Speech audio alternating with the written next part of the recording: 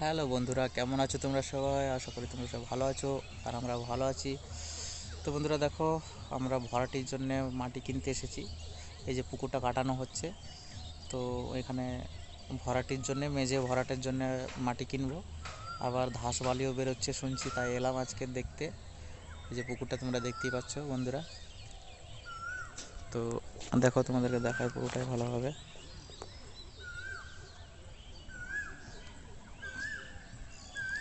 এই দেখো বন্ধুরা, এখান থেকে বালি বেরোচ্ছে এই পুকুর থেকে। ওই জন্য সবাই এখানে ভরাটির জন্য সবাই ভালো কিনছে।